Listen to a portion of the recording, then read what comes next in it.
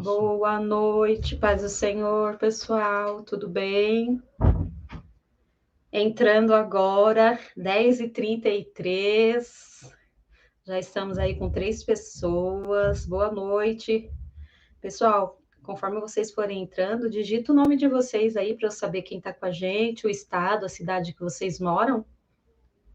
Nós já estamos com o nosso convidado aqui, aguardando para eu apresentar ele para vocês. Hoje é dia 5 de abril, uma terça-feira, 10h30. Olha, o Geraldo Henrique. Boa noite, Geraldo. Lembrando que a gente agendou para esse horário, porque o nosso convidado, o Maxwell, ele trabalha, né, além de escritor, pesquisador, ele tem o trabalho dele, e ele sai bem tarde, né? E eu não podia perder essa oportunidade de trazê-lo aqui, não importa o horário. Tá bom? Para vocês que acordam bem cedo, eu também acordo. Eu acordo 7 horas. Eu acordo 7 horas, não. 7 horas da manhã eu tô dentro de uma sala de aula, né? Tem que acordar bem mais cedo. Mas vai ficar aqui gravado, tá bom? No canal. Se você dormir, tiver que sair, não tem problema. Depois vocês vão assistir. Eu vou deixar no gravado, tá? Geraldo é de Curitiba, Paraná. Temos 8 pessoas. Pessoal, tudo bem? Vamos falando de onde vocês estão assistindo, colocando o nome de vocês aqui. Elias José, é novo aqui no canal, prazer, Elias, se inscreva aí no canal. Olha o Ivo, tudo bem, Ivo? Lá de Recife, Pernambuco, ele está sempre aqui com a gente, prazer, Ivo. Vamos lá, pessoal, dizendo o nome, nós estamos com 9 pessoas, eu falo aqui de São Paulo. Falando nisso, se você ainda não é inscrito, dá uma olhadinha aí. Se você ainda não é inscrito no canal, se inscreva no canal. Deixa seu curtir, seu comentário, vai ativando o sininho para você receber do YouTube as notificações dos novos vídeos. Vocês sabem que a gente tem vídeo todo dia aqui, vídeos inéditos, todo dia de manhã. Aí tem à tarde, tem à noite. Também tem as redes sociais, Diário Pentecostal Historiando lá no Instagram, também no Facebook, então siga a gente, acompanha a gente, tá? O Elias, sou de Lagoa do Carro, Pernambuco, legal, estamos em 12 pessoas. Gente, a live, lógico, hoje não vai poder ser tão extensa, mas a gente vai conhecer o trabalho do nosso convidado, ao pastor Manuel, a paz do Senhor Jesus Cristo, minha irmã, sou de Pernambuco. Prazer, pastor Manuel. O Elber Soares, Belém do Pará, nossa, vários locais aqui do Brasil, que legal, Deus abençoe, Elber. Beleza, gente, então, o nosso convidado de hoje, por que que eu quis trazê-lo aqui? Ele é assembleiano, ele é um pastor, é jovem, depois a gente vai perguntar a idade dele, porque ele é tão jovem, já é pastor, Ministério de Perus. Vocês sabem que eu gosto de procurar teses, assuntos de Assembleia de Deus. De alguns anos atrás, eu encontrei uma tese de doutorado com um tema muito sugestivo, né? Onde a luta se travar. Quem é da Assembleia de Deus conhece os Guerreiros 212. Os guerreiros se preparam, eu quero. Quem é assembleiano sabe. Eu achei interessante. Aí eu fui dar, né? Fazer uma leitura corrida, geral, assim, da tese dele. Eu gostei muito a forma que ele organizou os assuntos, achei bacana. Aí eu falei, vou tentar entrar em contato com o pastor Maxwell, tá bom? Então, vou abrir a tela para vocês conhecerem ele. Além de pastor, escritor, ele é doutor em história, ele tem mestrado em ciências da religião. Então, vamos conhecer esse jovem pastor e escritor aqui conosco. Vou abrir e vocês vão conhecer. Seja bem-vindo, Maxwell Fajardo. Seja bem-vindo. Amém. Boa noite, a paz do Senhor para todos que estão conectados aí conosco. É uma satisfação poder participar dessa live no canal Diário Pentecostal. Uma bem só, Maxwell, já tem mais gente aqui entrando. Douglas André Ferreira, pastor Manuel Silva, ele falou que também é do Ministério de Perus, mas ele é lá do Pernambuco. O Carlos Gomes, paz do Senhor, pastor Maxwell.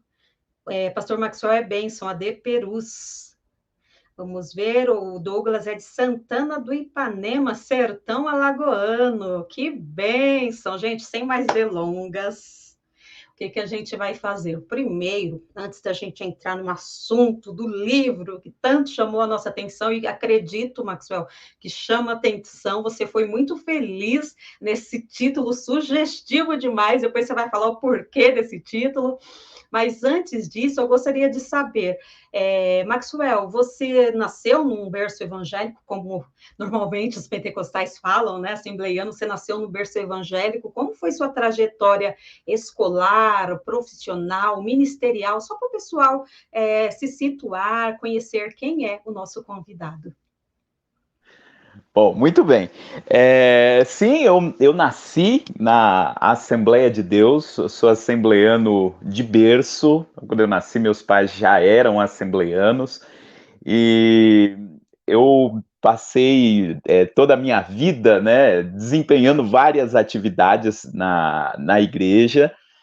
Atualmente eu sou pastor e, assim, durante a minha vida participei de várias atividades diferentes na igreja, né? Já fui músico, já fui secretário da igreja, já trabalhei com jovens, sou professor de escola dominical até hoje, já fui superintendente de escola dominical, a gente já desempenhou várias atividades aí na igreja. Eu sou aqui de São Paulo, então moro no bairro de Perus, que é um bairro da região noroeste de São Paulo.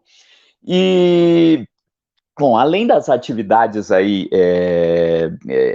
na igreja, né, as atividades eclesiásticas, eu, no ano de 2003, né, eu comecei a fazer o curso de História, né? Tem até uma história rápida que eu quero contar aqui, como que começou esse interesse, né, pela pesquisa da Assembleia de Deus.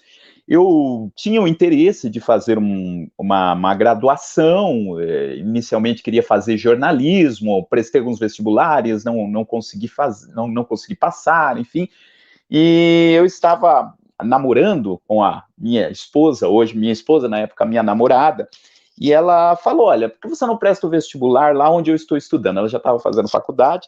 Ela falou, tem 3 cursos lá que estão oferecendo bolsas de estudo. E um dos cursos é de História. Tem História, Geografia e Matemática. E eu falei, olha, eu gosto de História, vamos tentar a História. E assim, os 10 primeiros colocados no vestibular ganhariam a bolsa integral. E aí eu fui, prestei o vestibular, fui o 10º colocado, graças a Deus ganhei essa bolsa integral, estudei História, e no período aí da minha graduação de História, eu tinha esse interesse de, no trabalho de conclusão de curso, no TCC, falar sobre a história do movimento protestante no Brasil. Eu queria fazer um TCC falando sobre a história dos evangélicos no Brasil. E aí eu procurei uns 2 ou 3 professores que eu ia indicar para serem os meus orientadores, e falei, olha, eu quero pesquisar sobre esse tema. E os 3 que eu procurei falaram a mesma coisa, falaram, não conheço nada sobre o assunto, não sei que historiador falou sobre a história do protestantismo, não conheço nada sobre o assunto, enfim. E aquilo me assustou. Eu falei, olha, o movimento evangélico no Brasil já tem mais de séculos, e não era nem sobre o pentecostalismo, mas sobre o movimento evangélico como um todo. E na área de história eu percebi como não se tinham obras de referências com relação a isso, e acabei não fazendo TCC sobre esse assunto, mas aí quando eu terminei a graduação, eu fui tentando me dedicar a isso, né? Então, terminei a graduação de História no ano 2006 e comecei a me preparar para continuar as pesquisas no mestrado. Então, no ano de 2008, eu comecei o mestrado na área de Ciências da Religião, na Universidade Metodista de São Paulo, e lá, por ser um programa de Ciências da Religião, tinha mais esta possibilidade, eu tive acesso a outros autores de outras áreas que pesquisavam o movimento evangélico, e aí eu descobri que na história, de fato, o campo ainda estava muito fechado para se pesquisar isso, na sociologia, em outras áreas já tinha pesquisa, eu fui tomando contato com essas pesquisas, e aí eu fiz o mestrado lá na Metodista, estudando o movimento pentecostal na periferia de São Paulo, foi o tema do meu mestrado, E quando eu terminei o mestrado em Ciências da Religião, eu tinha esse desejo de retornar para a história, né? E agora como pesquisador, pesquisando, e aí era o interesse já de pesquisar especificamente a história da Assembleia de Deus. Então, entre o ano de 2011 e 2015, eu fiz a pesquisa que se tornou o livro, né? Onde a luta se travar, que eu acho que nós vamos falar mais sobre isso.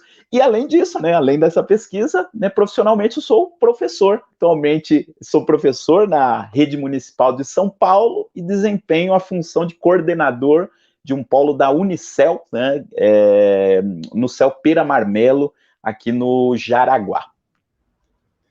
Viram, gente, que legal? Ele é meu colega de profissão. Eu também sou professora de História da Prefeitura de São Paulo. Nós somos colegas aí, além de irmãos em Cristo. Maxwell, você é do Ministério do Belém. Eu até estava levantando... Desculpa, eu sou do Ministério do Belém, ele é Perus. Eu estava até levantando material do Ministério de Perus, Assembleia de Deus, porque o pessoal me pede muito sobre a história. Ela foi fundado, o Ministério do Belém, aliás, foi fundado... Oh, meu Deus, não sai da minha cabeça, Belém. Gente, é Perus, tá? O Ministério de Perus foi fundado na década de 40, mais ou menos? Quando foi fundado e como foi esse início do Ministério de Perus? Só para a gente ter uma referência. Isso, o Ministério de Perus é uma dos ramos, né, da Assembleia de Deus no Brasil. Ele foi fundado em 1947. Não era chamada ainda de Ministério de Perus nas suas primeiras décadas, porque era ligado ao Ministério de Madureira, né? Então, Perus era um dos campos eclesiásticos do Ministério de Madureira. Ah, não sabia. Isso. A partir do início aí dos anos 2000, na primeira década aí dos anos 2000, né, que ele se autonomizou, né, se tornou um ministério independente, mas ele era um ministério que era ligado ao Ministério de Madureira, era um campo do Ministério de Madureira. E ele foi fundado em 1947, e justamente por conta da fábrica de cimento que tinha aqui em Perus, né? Perus abrigou a primeira fábrica de cimento do Brasil, e a igreja surgiu junto com os migrantes que vinham para Perus para trabalhar na fábrica de cimento, né? É uma família muito grande do interior de São Paulo que veio para cá, já era assembleiano, veio para cá, não tinha igreja pentecostal aqui no bairro, e começaram a organizar uma congregação, né? E aí aconteceu aquilo que eu até comento no livro, que acontecia muito na Assembleia de Deus no início. A igreja surgia antes do líder da igreja, né? Não era o líder que implantava a igreja, né? A igreja surgia espontaneamente e depois era buscado um líder para essa igreja. A igreja de Perus nasceu dessa forma lá na década de 40. E hoje, né, é um ministério independente, tem igrejas aí em vários estados, teve até o irmão aí do Nordeste, né, de Pernambuco, Isso. Que está lá nos acompanhando, e é um ministério aí que está presente na maior parte aí dos estados do Brasil. Então, ele se tornou, tipo, autônomo, ele era filiado à Madureira. Você sabe o que aconteceu para não pertencer mais à Madureira? Isso, na realidade, nessa mesma época, né, que o Ministério de Perus se tornou autônomo, houve outros ministérios, né, que passaram aí pelo mesmo processo. É o caso, por exemplo, do Ministério de Santo Amaro, né, que se tornou autônomo de Madureira, mais ou menos aí na mesma época, né. Hoje é a Assembleia de Deus de Santo Amaro, ATSA, né, ATSA Brasil.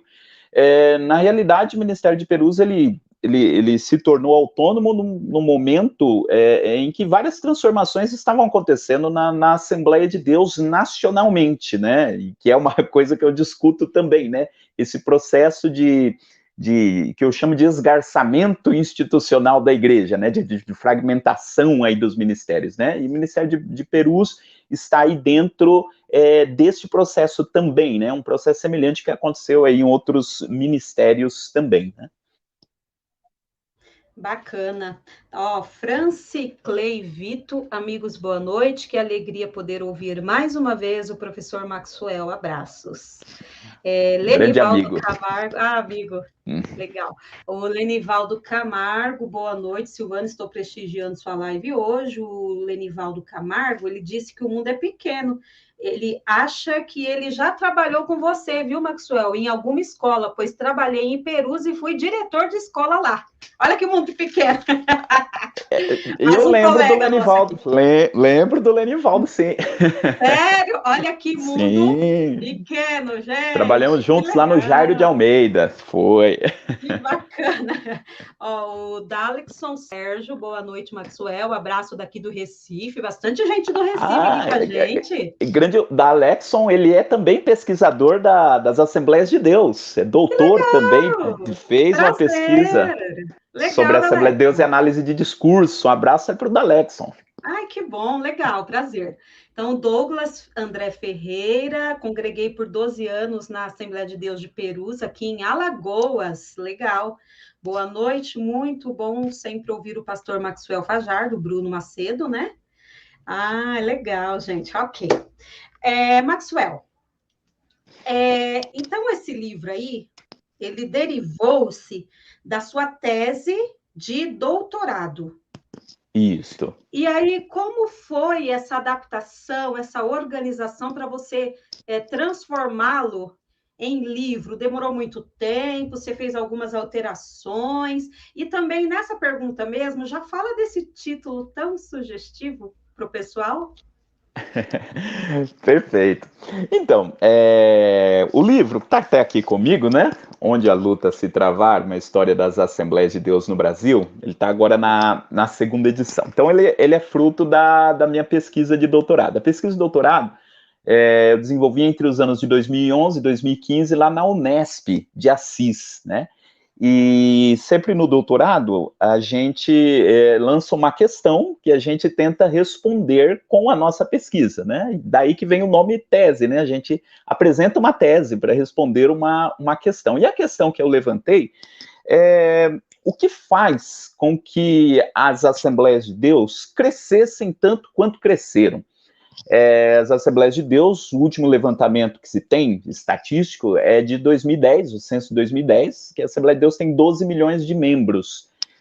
O que fez com que a Assembleia de Deus chegasse a essa cifra de 12 milhões de membros em pouco mais aí de 100 anos de história. Então, fui estudar essa dinâmica de crescimento da igreja e junto com outro problema que eu apontei, né? Que é o seguinte, a igreja ela cresce ao mesmo tempo que ela é dividida em vários ministérios, né? Então qualquer assembleano sabe das vezes da dificuldade que até os próprios assembleanos têm de entender as divisões internas da Assembleia de Deus, as convenções, os ministérios, enfim, né? E às vezes para alguém que é de fora e você diz, olha, eu sou da Assembleia de Deus, e às vezes tem essa noção que a Assembleia de Deus é uma igreja fechada, única, né? E não é, ela é dividida em uma série aí de ministérios, e tanto é que eu digo que a primeira coisa que um assembleano pergunta para o outro quando conhece o outro é, qual é o seu ministério? Eu sou assembleano, qual é o seu ministério? É a senha, é a pergunta-chave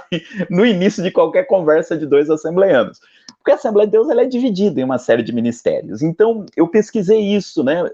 Há uma relação entre o crescimento e essa divisão interna da Assembleia de Deus? Por quê? Já existiam pesquisas que se debruçaram sobre o crescimento do movimento pentecostal, mas eu queria pesquisar o que tem de específico na Assembleia de Deus. Tem outras igrejas antigas que não cresceram tanto. Então, o que há de específico na Assembleia de Deus? E daí que nasceu essa pesquisa, né? O foco inicialmente era da década de 40 até a década de 80, e aí a Silvana perguntou para a gente a respeito do título, né? À medida que eu fui fazendo aí as pesquisas, desenvolvendo aí a análise aí do período que eu me propus a estudar, eu sempre tinha em mente o título da pesquisa, algo que remetesse bem a esse universo assembleiano, né? Algo que simbolizasse, um título que de fato simbolizasse, né, esse dia a dia assembleiano, tal, que fosse, que representasse essa marca, né, do que é assembleiano.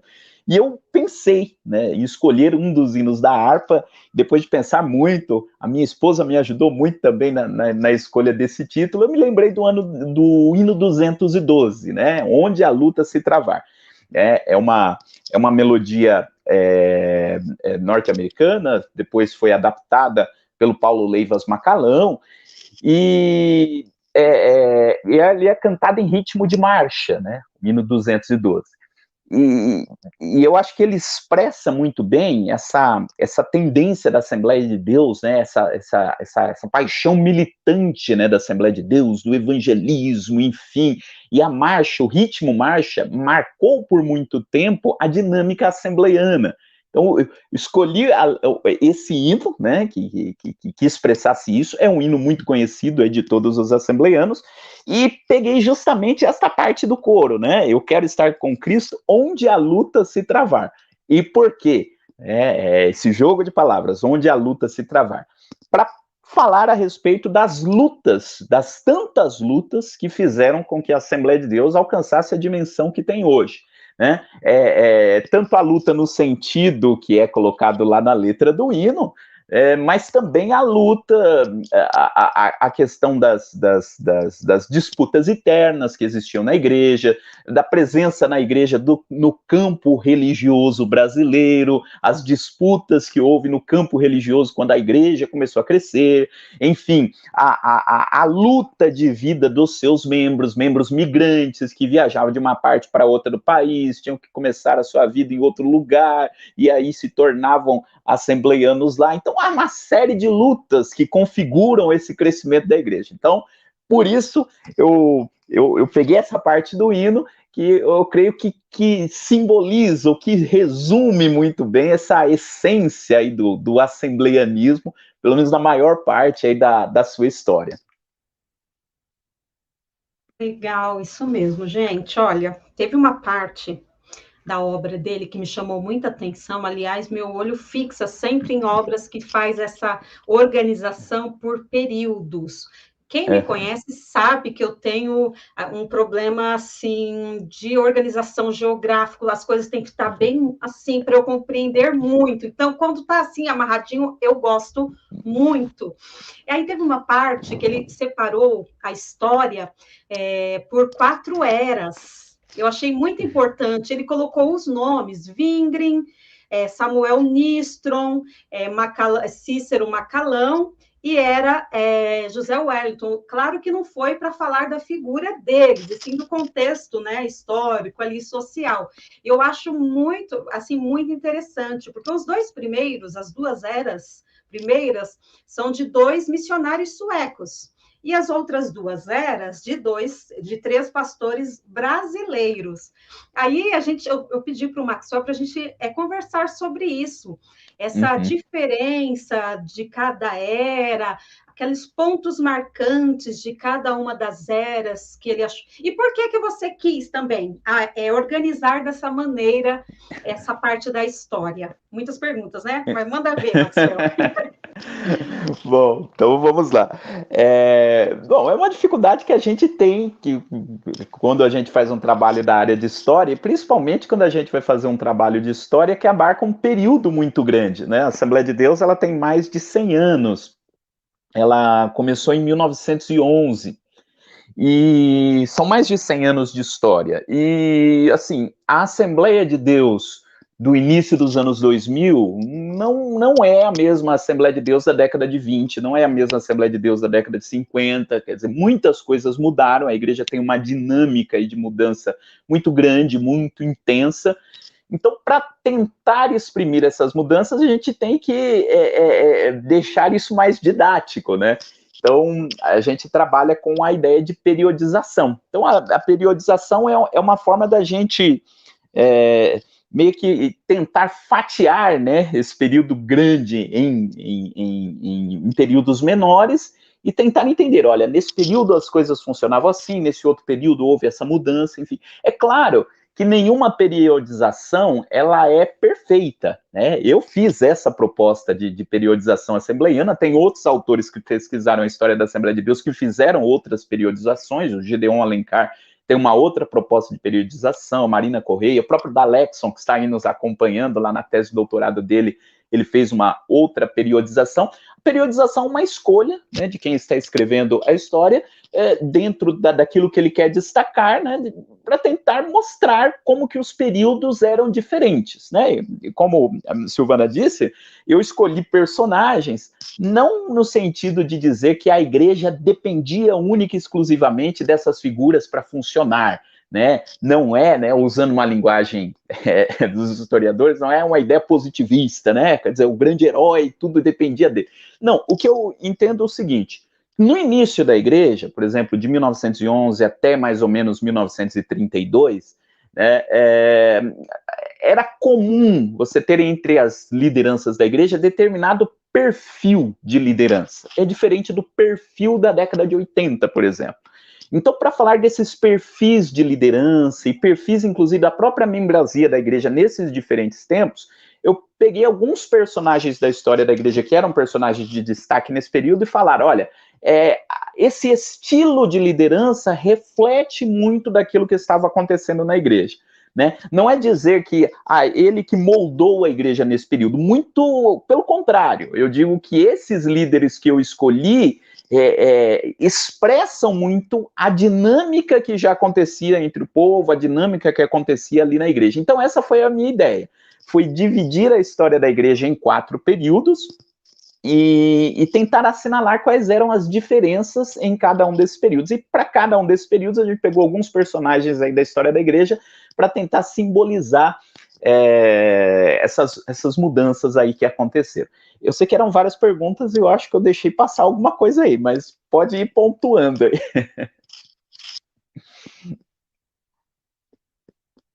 Acho que o microfone está desligado, Silvana.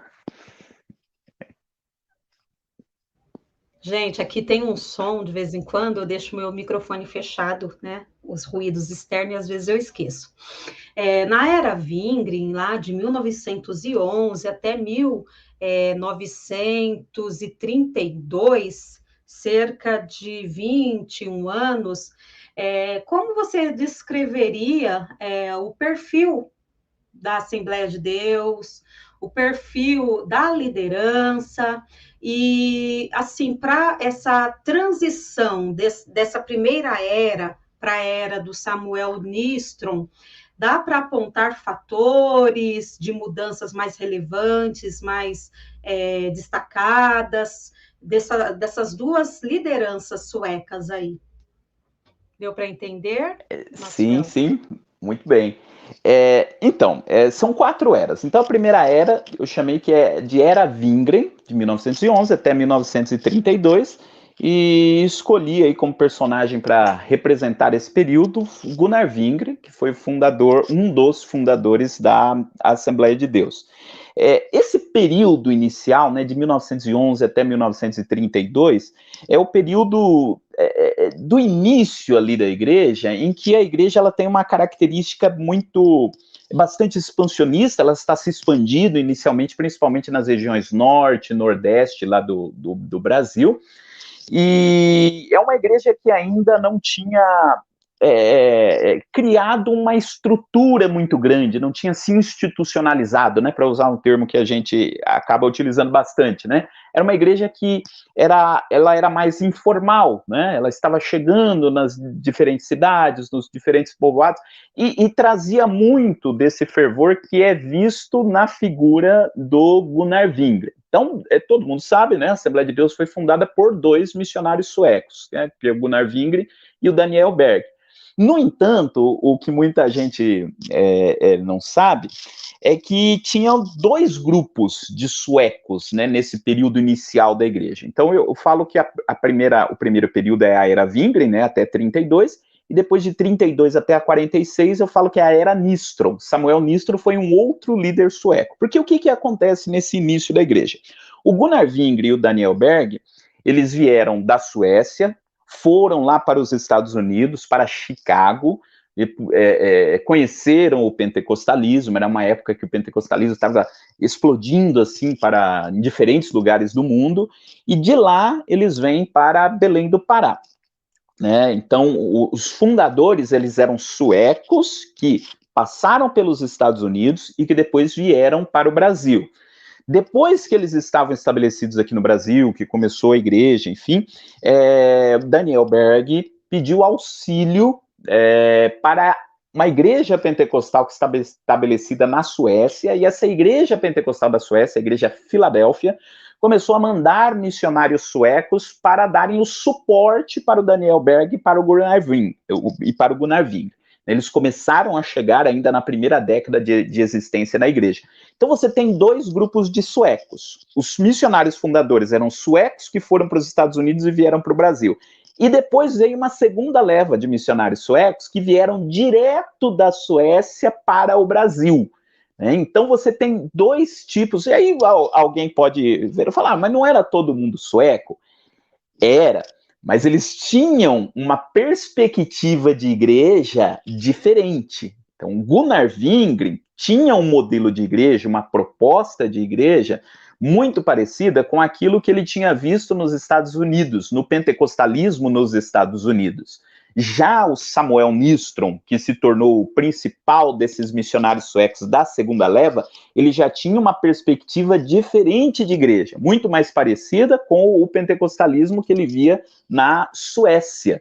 Né? Houve, inclusive, até alguns atritos dessa liderança. Um exemplo que a gente pode dar é com relação à atuação feminina. Então, o Gunnar Wingren, por exemplo, ele era muito mais favorável à ampliação da participação feminina da igreja. O Samuel Nystrom já era mais reticente com relação a isso, né? E houve até, não dá para a gente falar aqui, mas houve até o caso da Frida Wingren, que entra no meio dessa história toda. Mas, enfim, para mostrar que nesse primeiro momento, de 1911 até 1932, você tem um perfil de igreja dentro dessa proposta dos fundadores, dentro dessa proposta do Gunnar Wingren.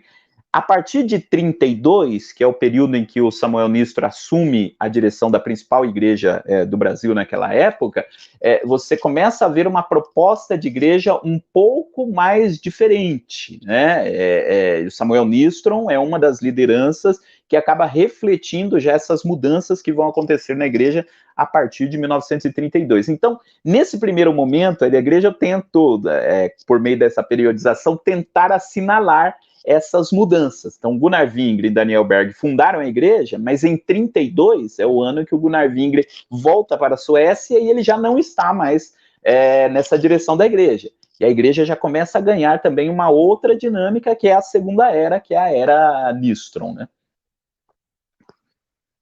Muito bem. E nessa era Nystrom, o que a gente pode destacar de mais diferente, esse estilo mais sueco, não miscigenado, não misturado, melhor assim, com aquelas ideias do pentecostalismo norte-americano? Que diferença dá para destacar nessa liderança? E outra coisa, Maxwell, essa ida, essa ruptura com a liderança sueca e começa a ascensão dos pastores brasileiros. Como se deu isso? Teve lutas aí? Sim, sem dúvida, sem dúvida. Inclusive, bom, vamos por partes. Vamos falar primeiro aí da liderança do Samuel Nystrom, né, em 1932. Como eu falei, o Samuel Nystrom é uma das principais lideranças dessa segunda leva de suecos, né, que começam a vir para o Brasil. E o Samuel Nystrom, ele teve uma influência muito grande, tanto é que, com exceção do pastor José Wellington Bezerra da Costa, que inclusive dá nome à última era lá, que eu coloco lá no livro, não é? O Samuel Nystrom foi o pastor que mais vezes dirigiu a Convenção Geral das Assembleias de Deus. Então a gente percebe a influência que ele teve no pensamento, né, da igreja nessa época. Eu apontei já uma diferença entre a liderança de Wingren e a liderança de Nystrom, que é a questão do ministério feminino. Uma outra diferença que se tem também é com relação aos seminários teológicos, né? O Samuel Nystrom, bem como os missionários suecos, principalmente os missionários suecos dessa segunda leva, eles eram reticentes quanto à criação de seminários teológicos no Brasil. E por quê? E aí tem até uma explicação para isso, né? Na Suécia, ser pentecostal na Suécia, ou mesmo ser batista na Suécia, porque os próprios fundadores, antes de serem pentecostais, eram batistas lá na Suécia, né? Era ser um grupo religioso minoritário. Eles eram uma minoria religiosa dentro de porque lá na Suécia a religião oficial na época era o luteranismo, mais de 80% da população era luterana, a igreja luterana era a igreja oficial, né? Quer dizer, 80%, mais do que isso, era a igreja oficial ali do país. Eles eram um grupo muito pequeno, né? Uma minoria religiosa. Então, os suecos, eles não queriam reproduzir aqui no Brasil toda essa estrutura que eles viam lá no seu país de origem, né? A igreja luterana, com seus grandes seminários teológicos, enfim. Então, eles eram avessos a essa ideia da institucionalização teológica, da criação de grandes seminários, né? Então, uma das ideias que, por exemplo, Samuel Nistron e os missionários trouxeram para o Brasil, para a igreja, a Assembleia de Deus aqui, foi a ideia das semanas bíblicas, ou das escolas bíblicas, que existem, inclusive, em alguns ministérios, né? Eles eram favoráveis com relação à formação de obreiros, que o obreiro assembleiano, ele não ficasse num seminário estudando, né, por determinado tempo. Não, eram feitos eventos concentrados, né, eventos lá de 15 dias, por exemplo, onde eram ministrados vários estudos bíblicos, e esses obreiros deveriam participar desses eventos, que eram chamados de escolas bíblicas, e a partir dali que viria essa preparação para os obreiros. Então, isso tem muito a ver com esse modelo de liderança dessa segunda era assembleiana. Isso não quer dizer também que tudo aquilo que estava lá na primeira era foi deixado para trás, né? Essas eras, elas se complementam o tempo todo. Você tem elementos que vêm lá da era Wingre, que ainda existem até hoje, enfim, mas eu estou dizendo que é o que é predominante nesse segundo período, da década de 30 até a década de 40, é esse modelo, por exemplo, da não existência de seminários teológicos, né, que só lá na década de 50 que começaram a ser implantados, né? E uma outra coisa também, que eu acho que é importante para a gente falar nesse primeiro momento, nessas duas eras, para a gente chegar na pergunta que foi feita aí sobre essa ascensão dos pastores brasileiros, né? Que é aquilo que eu estudo no livro, que é uma marca da Assembleia de Deus, né? Porque é difícil até para nós tentarmos explicar como que é o modelo de governo da Assembleia de Deus, né? A Assembleia de Deus, ela tem um modelo o quê? Ela é um modelo episcopal, ela é um modelo congregacional. Então, assim, os suecos, e isso vale tanto para Wingren quanto para Nistron, os suecos, de uma forma geral, eles eram favoráveis que as igrejas tivessem um modelo congregacional. O modelo congregacional é aquele modelo em que as igrejas locais, elas são livres, né? Elas escolhem os seus pastores, elas têm a autonomia delas próprias. Então, as igrejas seriam livres, né? Seriam independentes, e aí você cria uma instituição que é a convenção. De tempos em tempos, os líderes dessas igrejas livres se reúnem na convenção para debater problemas comuns ali das igrejas, mas você não teria uma igreja que teria autoridade sobre as outras. Essa era a proposta de liderança dos suecos, né? Os suecos propunham que as igrejas sejam congregacionais, por isso que eram assembleias de Deus, em várias assembleias espalhadas. Essa era a ideia dos suecos. Com o passar do tempo, né, quando a liderança brasileira, né, os obreiros aqui do próprio país começaram a ganhar força na Assembleia de Deus, começou a aparecer esse novo modelo, que é um modelo mais centralizado. Você tem uma igreja sede, você tem várias congregações ali ligadas àquela igreja sede. Então, o que aconteceu na história assembleiana? Juntou os dois modelos. Você pega o modelo inicial dos suecos de igrejas independentes. Ok, as igrejas eram todas independentes. Mas aí, por exemplo, lá no Rio de Janeiro, a partir do ministério de Paulo Leivas Macalão, Paulo Leivas Macalão começou a fundar várias congregações na periferia do Rio de Janeiro, né? E essas congregações passaram a estar ligadas à igreja de Madureira. Então, você tinha igrejas independentes, né, no sistema congregacional, mas algumas dessas igrejas independentes começaram a criar congregações. Então, o que aconteceu? No começo eram igrejas independentes. Com o passar do tempo, você começou a ter redes de igrejas independentes, sabe? Então você não criou um sistema episcopal onde assim todas as Assembleias de Deus do Brasil estão ligadas a uma única igreja. Nunca foi assim. Mas você teve algumas igrejas que começaram a ter congregações filiadas a elas. Então, no sistema assembleiano, acabou se misturando as duas coisas. Você tem um congregacionalismo, que as igrejas são independentes, mas essas igrejas independentes, internamente, elas criaram as suas próprias redes. Então, por isso que a Assembleia de Deus é dessa forma, né? São vários ministérios independentes. Os ministérios são independentes, um ministério não responde a outro ministério, mas internamente esses ministérios são centralizados. É um sistema de governo que mistura, né, o congregacionalismo com o episcopalismo. E como que a gente explica isso, né? Justamente nessa transição do poder dos suecos para os brasileiros.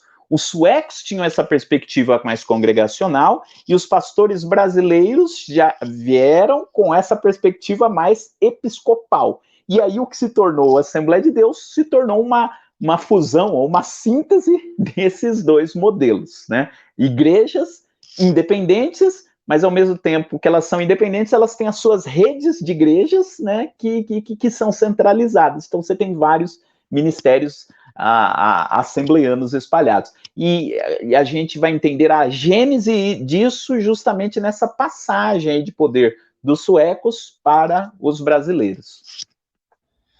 Os suecos foram embora por vontade própria ou foram expulsos, Maxwell, na sua concepção? Não, eu não digo que eles foram expulsos, né?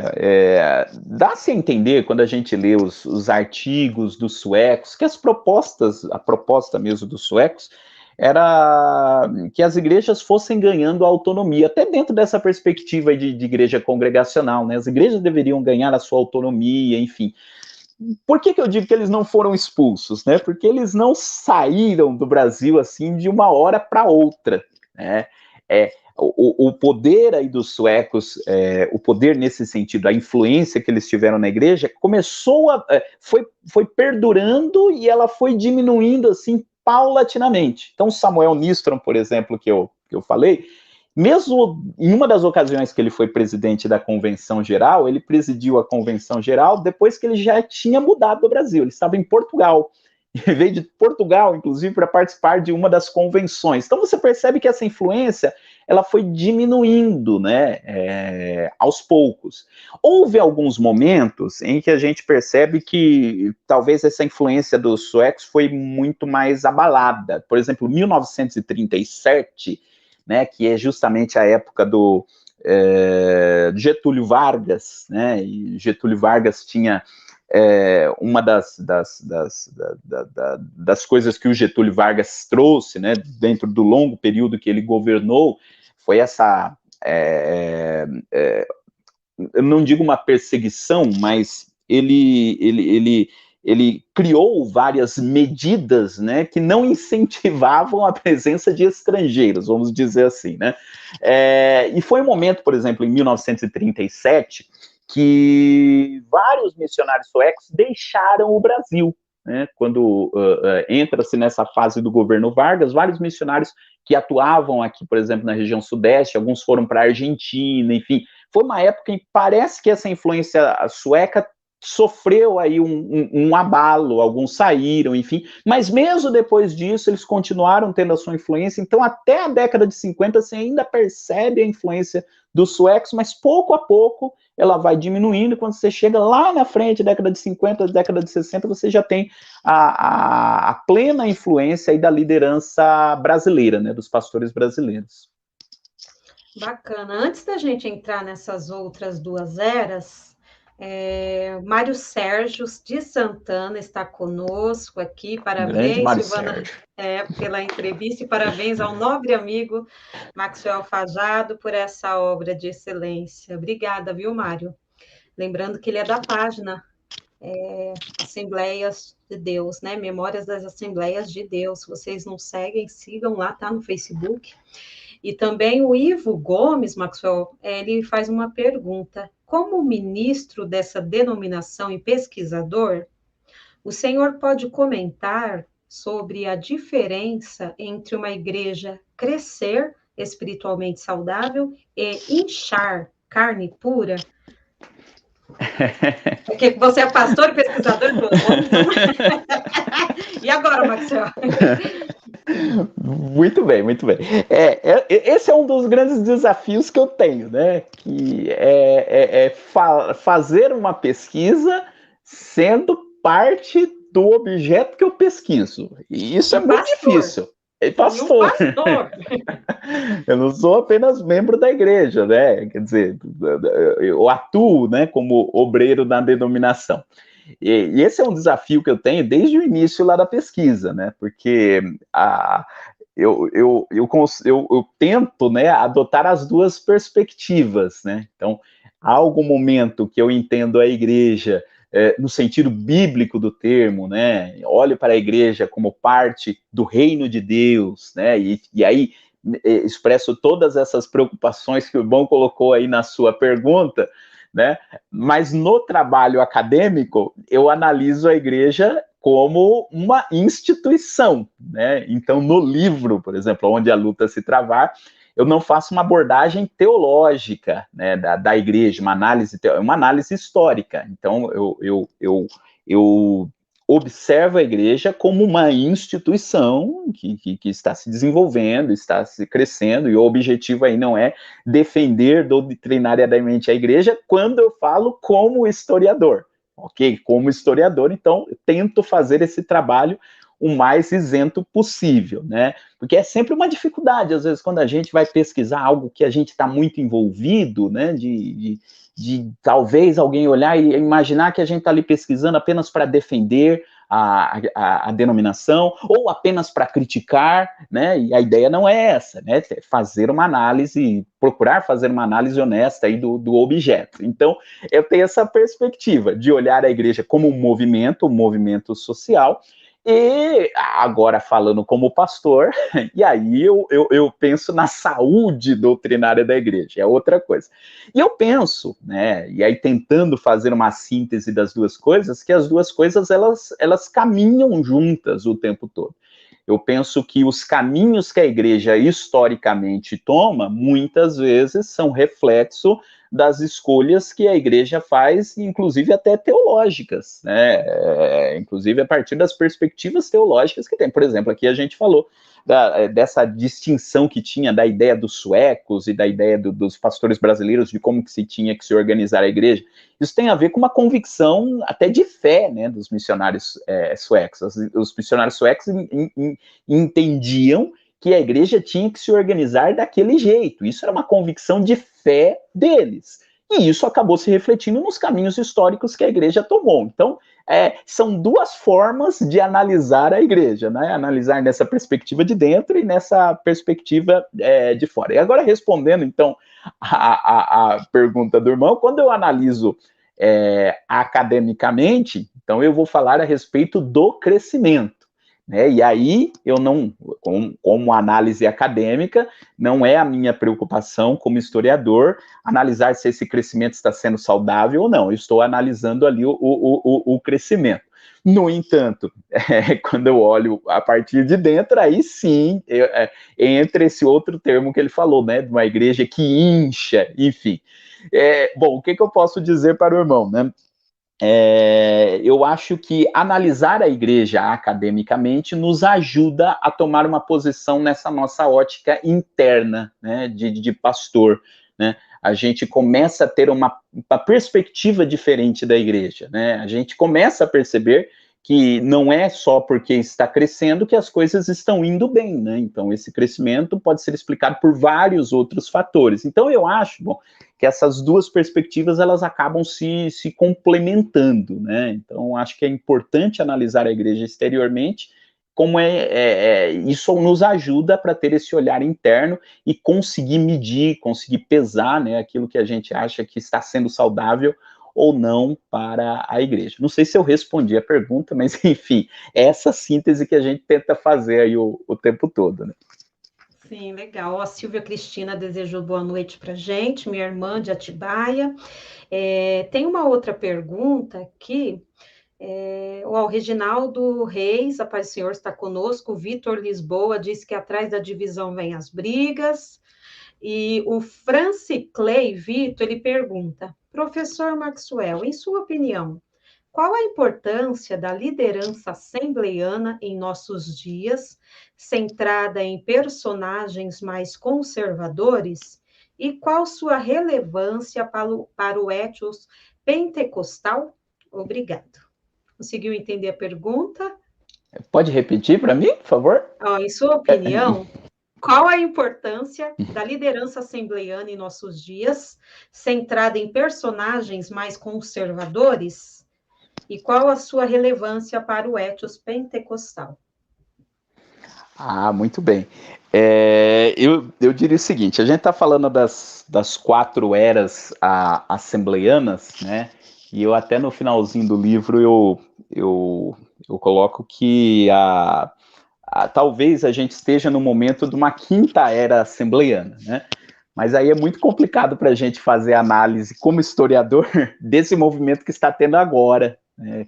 Mas a gente percebe que a igreja atual já é bem diferente, inclusive daquela que eu pontuo na última era, né, assembleiana, né, que a gente vai falar daqui a pouco. Mas, de fato, como o Francis Clay apontou, de fato há uma perspectiva de liderança assembleiana que aponta nesse caminho de se autodenominar como uma liderança conservadora. E eu penso que isso é reflexo, caminho, um reflexo dos caminhos que a igreja tomou historicamente nas últimas décadas, né? Quando a gente fala de Assembleia de Deus hoje, a gente está falando de um grupo, como eu falei lá no início, que no ano de 2010, eram 12 milhões de pessoas. Então, hoje, a gente não tem os números ainda, o censo ainda não foi feito, mas esse número está muito maior. Então, quer dizer, uma coisa é você falar lá na década de 30 de um grupo que é invisível socialmente, né? O que era você dizer na década de 30 que você era assembleiano, né? Era um período em que, se você declarasse assembleiano, dependendo do contexto que você estivesse, você seria perseguido, enfim. Era algo que, socialmente falando, não apresentava relevância. Outra coisa é você falar hoje da Assembleia de Deus como um grupo que há milhões de pessoas espalhadas. Quando você se apresenta como assembleiano, você sabe que a sua voz está reverberando em milhões de assembleianos, de brasileiros que acreditam naquilo que você acredita também. Então você tem um contingente muito grande de pessoas. E à medida que o contingente de pessoas vai aumentando, a sociedade começa a perceber esse contingente de pessoas, e esse contingente de pessoas acaba influenciando nos caminhos que a sociedade, os caminhos políticos que a sociedade está tomando também. Então, eu penso o seguinte, a gente não pode analisar a Assembleia de Deus isolado daquilo que está acontecendo no país de uma forma geral. Às vezes a gente acha, a gente vai estudar a Assembleia de Deus ou vai estudar a igreja, como se fosse um ente à parte da sociedade, né? Eu vou estudar a Assembleia de Deus, a sociedade está aqui, nós vamos estudar a Assembleia de Deus que está aqui, separado da sociedade. Não, a Assembleia de Deus está conectada àquilo que acontece na sociedade o tempo todo, os movimentos políticos, os movimentos sociais da nossa sociedade. Então, como explicar, por exemplo, o que o irmão Francis Clay falou, as lideranças que têm esse discurso auto-intitulado de um discurso conservador? Eu acho que isso se explica pela conjuntura que o nosso país está vivendo hoje também. A igreja reflete o tempo todo aquilo que está acontecendo no país.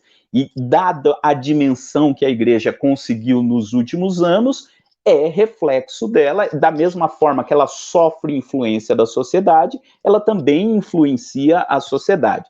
Então, os problemas que a gente vê hoje na Assembleia de Deus não devem ser pensados apenas que é um problema que está ali só dentro da igreja. Não, relaciona-se com o que está acontecendo com a sociedade aí de uma forma geral também. Então, eu acho que o que o Francis Clay Vito pergunta, eu responderia justamente dessa forma. Não é um fenômeno só assembleiano, isso se conecta àquilo que estamos vendo na sociedade de uma forma geral. Concordo, é isso mesmo. Ó, Beatriz também está conosco, minha mãe, de Atibaia. Oficial André Ribeiro, da Lexon Sérgio, ele fez alguma pergunta aqui, a gente vai deixar para mais tarde, tá? Se der tempo, gente, que tá ficando muito tarde, a gente tem 2 eras aí, já vamos logo para outra era, a era Canuto, do pastor Cícero Canuto de Lima, Ministério do Belém, e o pastor Paulo Leivas Macalão Madureira. O que você destaca nessa era, Maxwell? Isso, é uma era que eu coloco aí de 1946 até 1980, né? E eu escolho 2 personagens, Cícero Canuto de Lima e Paulo Leivas Macalão. E escolho essa data aí de 1946, que é justamente quando o Cícero Canuto assume a presidência do Ministério do Belém. E ele liderou a Assembleia de Deus do Ministério do Belém de 1946 até 1980, é o período aí dessa era. Então, nesse período, é o período em que a gente já não tem mais, de uma forma tão forte, essa característica sueca das Assembleias de Deus. Os suecos, como eu falei anteriormente, eles vão ficando cada vez menos influentes, até que em determinado momento você não tem mais as lideranças suecas atuando no Brasil. Pouco a pouco elas vão deixando, né, a influência da igreja. E é o período em que as lideranças brasileiras elas se fortalecem e que se fortalece nas Assembleias de Deus essa ideia dos ministérios independentes. E é também o período em que a igreja mais cresce. E é nesse período de 1946 a 1980 que muita coisa está acontecendo no Brasil, está acontecendo as migrações, as cidades estão crescendo, é o período da urbanização e é o período que a igreja mais vai crescendo, vai se multiplicando. E eu acho que essa era, né, que eu chamo de era Canuto Macalão, é a era que eu mais chamo a atenção no livro, a maior parte do livro se dedica a esta era, porque eu acho que é onde acontece aquilo que eu uso para explicar, para destacar o crescimento da igreja. Né? Porque eu falei lá no começo que a minha preocupação era falar do crescimento da igreja e ao mesmo tempo que ela vai se quebrando, ela vai se fragmentando. E a minha tese, a minha proposta, é justamente dizer que uma coisa tem relação com outra. A igreja cresceu justamente porque ela foi se fragmentando, ela foi se quebrando.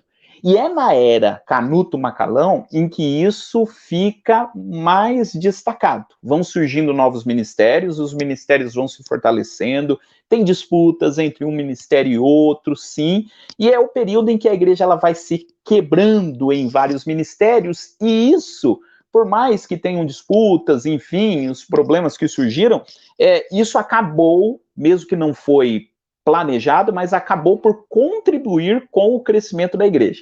A Assembleia de Deus ela é uma igreja que cresce à medida que vai se fragmentando. Parece um paradoxo, né? Porque parece que a gente fala, à medida que vai se dividindo, a tendência é que a coisa acabe. No caso da Assembleia de Deus, aconteceu o contrário. À medida que ela foi se dividindo em ministérios, isso acabou contribuindo para o crescimento. E por quê? Né? Porque é o seguinte, a gente pode dizer que a gente tem uma cultura assembleiana geral, né? Todo assembleiano tem alguma coisa que todo assembleiano sabe o que é ser assembleiano, mas você tem as especificidades de cada ministério. Tem ministérios em que há um apego maior aos usos e costumes, outros não. Tem alguns ministérios que abrem mais em algum aspecto, outros abrem menos, mas no final das contas todo mundo é assembleiano. Então, à medida que a igreja foi quebrando, ela foi permitindo que fossem surgindo essas diferentes formas de ser assembleiano. Não sei se deu para entender, mas a ideia é essa. Foi nessa era que acentuou essa questão dos usos e costumes? Sim, sim. Os usos e costumes, eles, ainda lá na década de 40, já começa a aparecer nas publicações da igreja essa preocupação com a questão dos usos e costumes. Os usos e costumes, eles começaram a ser destacados na história da igreja no momento em que a igreja começou a crescer nas grandes cidades. Parece que havia uma preocupação da liderança no início, que à medida que a igreja começasse a crescer nas grandes cidades, ela fosse perdendo a sua identidade, ela fosse perdendo as suas características. Então começou-se a acentuar os usos e costumes como uma forma, inclusive, da igreja até manter-se nas grandes cidades. Então foi nesse período, da década de 40 até a década de 80, mais ou menos, o período em que mais se enfatizou essa questão dos usos e costumes. Eu entendo que era uma forma que a igreja encontrou para tentar se assegurar, né, enquanto crescia nesses ambientes urbanos. Então foi nesse período.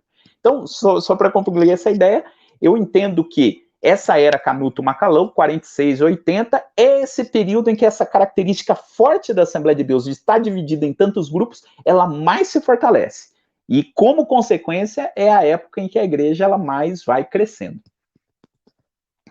Muito bem, gente. Muito bom ouvir isso. Aí, essa transição agora para José Wellington Bezerra da Costa, no início da década de 80.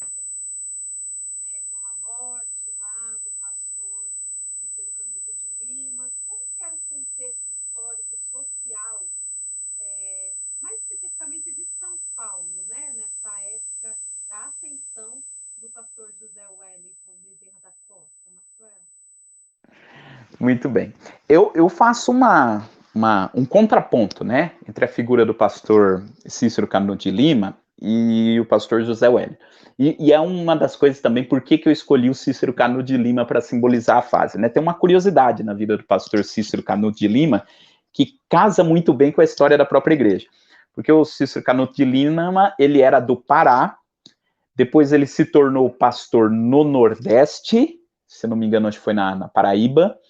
Depois ele vem para o Rio de Janeiro, ele é co-pastor do Samuel Nistro no Rio de Janeiro, e em 1946 ele vem para São Paulo e assume o Ministério do Belém. Então a história de vida dele casa com a história da Assembleia de Deus. Começou no Belém do Pará, depois se fortaleceu no Nordeste, veio para o Rio de Janeiro, onde ele foi auxiliar de um sueco, né? Veja.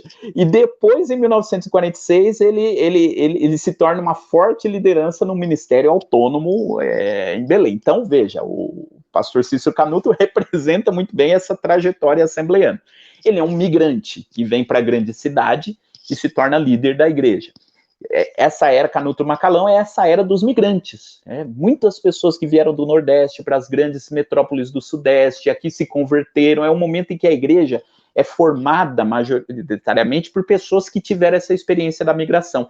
Já na década de 80, quando a gente entra na última fase, que eu chamo lá de era José Wellington, você já tem uma segunda geração de membros da igreja nesse ambiente metropolitano, né? Na época do pastor Cícero Canuto, eram os migrantes que vieram para cá. A partir da década de 80, você já tem o pessoal que é os filhos dos migrantes, aqueles que já nasceram assembleianos na grande cidade. E o pastor José Wellington representa bem isso. Ele é um migrante, mas ele é um migrante que vem para São Paulo e que já está melhor estabelecido, né? Ele era um comerciante, né?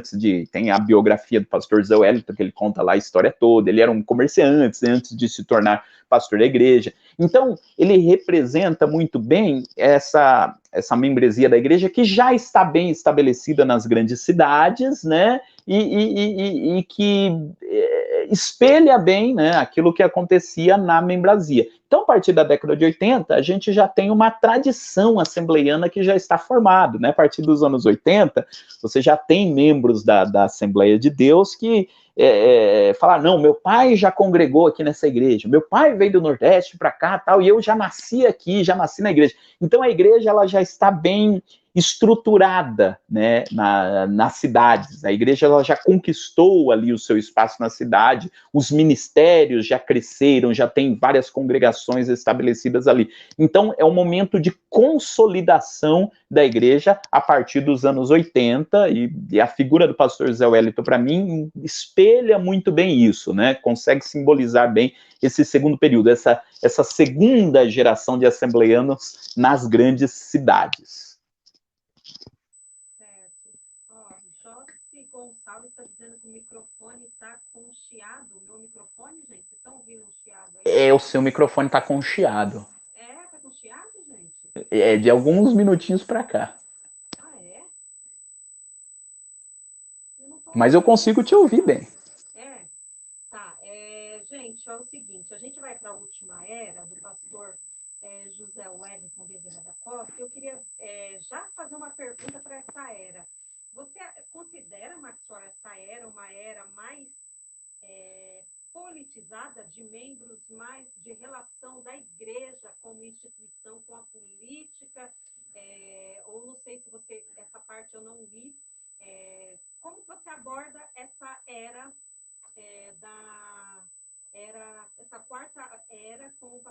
senhora Wellington Bezerra da Costa? Dê as características aí para o público. Ok. Eu não entro na questão política propriamente dita na pesquisa, né? Até passei por esse tema. A minha pesquisa, eu fiz a leitura dos jornais, né, da igreja, desde a década de 40, né? Principalmente da década de 40 até a década de 80. Eu me deparei muito, né, com essa questão política, o quanto as igrejas apoiaram ou não os governos que ali estavam, mas por mais que fosse instigante o tema para a pesquisa, se eu fosse entrar nessa seara enquanto eu estava pesquisando, eu fugiria, né, dos temas que eram o objetivo da tese. Então, eu acabei não me aprofundando nessa pesquisa, na escrita a respeito desses temas. Mas, sim, de fato, nessa última era, que é da década de 80 para frente, há uma preocupação da igreja maior com o envolvimento político partidário. Até porque, principalmente lá nas primeiras eras, era muito forte essa ideia de que o cristão ele não deve se envolver com as coisas deste mundo, principalmente a questão da política. Política não é coisa para crente. Se falava isso muito lá nas primeiras décadas. Quando você chega a partir da década de 80, é aquilo que eu acabei de falar.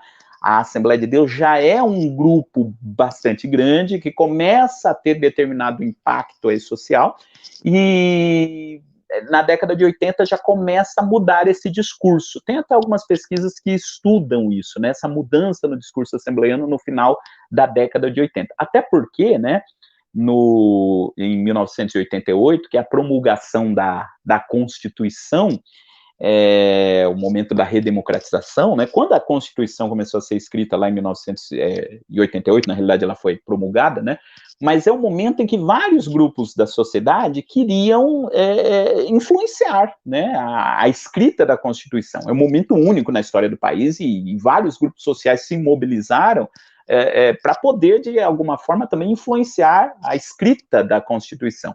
E com a Assembleia de Deus não foi diferente. É nesse momento da redemocratização que parece que vai se acendendo essa preocupação da igreja em também conseguir alguma influência política nesse momento em que o Brasil está se redemocratizando. E dali para cá isso vem aumentando, inclusive marcando uma diferença fundamental da igreja nas últimas décadas com aquilo que a gente observa anteriormente. Embora, até o Mário Sérgio está lá me assistindo e vários outros pesquisadores já apontaram, já existiu em outros momentos, desde a década de 50, desde a década de 40, tentativas da igreja de ter uma influência política, de lançar candidatos. Sim, isso já existiu antes. Mas é a partir da década de 80 que isso começa a aparecer como um projeto, né, melhor organizado, um projeto mesmo da instituição, né, a partir dessa última era, sim. Certo. Gente, eu tirei meu fone aqui, eu não sei se melhorou ou não. Vocês estão me ouvindo, não? Não, o chiado permanece. Permanece? Então não é o fone, não. Não sei o que é, gente. Mas tudo bem. Vamos então caminhar para o fim, que eu não consegui detectar aqui qual é o problema. Eu só gostaria de dizer para vocês que no link aqui da descrição da live, a gente tem o link das redes sociais do nosso convidado e temos também o link para vocês conseguirem comprar o livro dele. Então, eu vou passar para o Maxwell para ele fazer as considerações finais, tá bom? Para ele fazer as considerações finais e já falar onde o pessoal pode encontrar ele nas redes sociais, como que faz para adquirir esse livro. Fique à vontade, Maxwell. Muito bem. Bom, então, só apresentar mais uma vez o livro, se alguém tiver interesse, Onde a Luta se Travar, uma história das Assembleias de Deus no Brasil, a segunda edição, foi lançado pela editora Recriar, e ele é muito fácil de você encontrar na internet, tem várias lojas virtuais que vendem o livro, então se você colocar lá no Google, né, Onde a Luta se Travar, você vai encontrar vários lugares em que você consegue adquirir o livro, Mas se você quiser adquirir diretamente comigo, basta entrar em contato comigo aí pelas redes sociais. Eu estou lá no Facebook, estou no Instagram também, no YouTube, só procurar lá por Maxwell Fajardo. Você pode mandar lá uma mensagem no direct, no Messenger, e vai ser um prazer poder conversar aí com vocês. Então, se alguém quiser adquirir o livro, basta aí me procurar, e vai ser um prazer aí poder conversar com vocês também. E não somente para comprar o livro, né? Não, assim, se quiser entrar em contato para bater um papo sobre a história da Assembleia de Deus, tirar alguma dúvida. Eu sei que aqui a gente fala mais rápido, e aí pode ser que algum detalhe passou batido ou ficou alguma dúvida. Pode entrar em contato, a gente está disposto a conversar, porque esse assunto muito me intriga e muito me interessa, sem dúvida alguma. E eu aproveito aqui para agradecer a Silvana pelo convite e parabenizá-la mais uma vez pelo trabalho tão maravilhoso que tem sido feito aí no canal e nas redes sociais, né? O canal tem conseguido mobilizar, né, tantas pessoas que são interessadas aí pela história assembleiana, pela história do pentecostalismo, e eu parabenizo aí a irmã Silvana por esse trabalho aí que tem feito, que eu imagino que deve dar um trabalho muito grande. Com certeza, gente. Como o som tá ruim, a gente já vai correr aí para o final. Quero agradecer demais, Maxwell. Muito obrigada também para o pessoal que ficou aí com a gente. Até a próxima semana, viu, Maxwell? Terça que vem, Gedeon Alencar estará conosco. Maravilha, hein? Ele foi meu professor lá da Faculdade Batista, de pós-graduação que eu fiz na Faculdade Batista, e estará aqui conosco para falar também da história das Assembleias de Deus. Vocês não podem perder, tá? 21 horas, terça-feira que vem. Muito obrigada, desculpa pelo problema, e a gente vai resolver aqui para a próxima live. Deus abençoe, viu, Maxwell? Amém, muito obrigado. E tchau, pessoal, obrigadão por estar aqui conosco. Deus abençoe. Tchau, tchau. Porque nada podemos contra a verdade, senão pela verdade. Segunda carta aos Coríntios 13:8. Se você gostou do conteúdo deste vídeo, se inscreva no canal, deixe o seu joinha, compartilhe e ative o sininho para receber do YouTube as notificações dos novos vídeos.